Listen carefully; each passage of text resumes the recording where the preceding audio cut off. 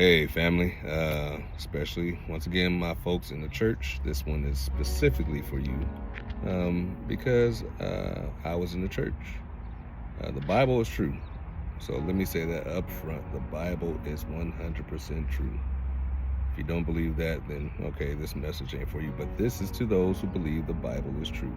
From Genesis to Revelation. It's a call for you to test the scriptures to find Christmas being something in there. You might think it's small, but it's not. Christmas is a lie that we were told to keep. But we know for facts now that even here in America in 1659, it was illegal to keep Christmas. There was no celebrating Christmas openly. We know the church, for a long time, the Christian church was anti-Christmas. Let me say it again.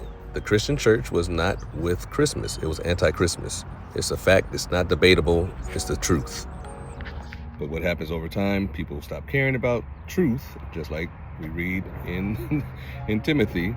The latter days will forget the truth. We'll want the silly myths, the myths of Christmas. Yes, Messiah was born, but he wasn't born December 25th, so that's a lie. So if we go any further than that, all we're going to do is add to the lie. Now, I get it. You want to keep your feelings. You want to keep that tradition. I used to love Christmas. It was my favorite time of the year. That song was true for me, but it's not the truth. So you got to either reject the lie or promote the lie.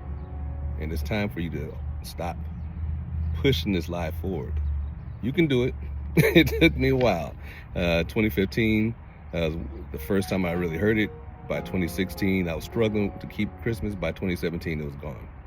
So it might not come this year, but I guarantee if you look into it for yourself, if you read the scriptures, pray to the Father, call on the name of the Son, he will give you the truth. And the truth is Christmas ain't his.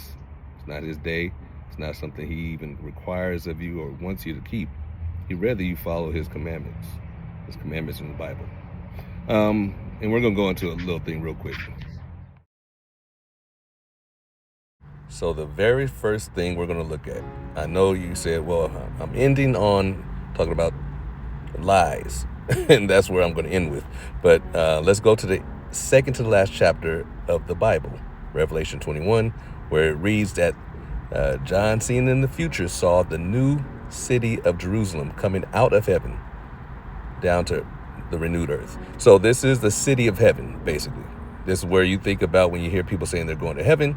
The righteous will go into heaven. Well, this is that city of heaven, that new Jerusalem, which comes down to the renewed earth.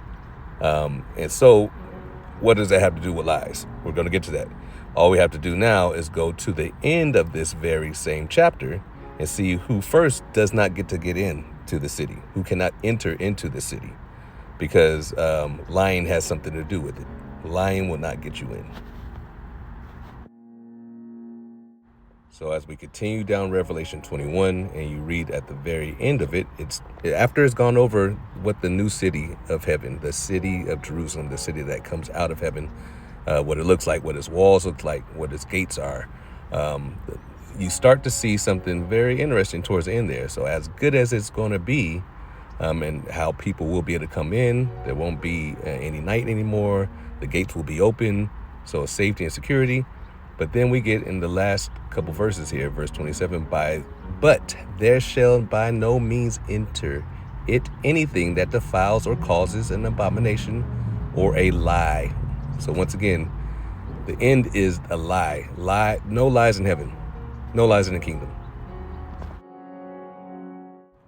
All right, so we ended chapter 21 talking about who does not get to enter into the kingdom of heaven, that new city of Jerusalem that comes down out of heaven.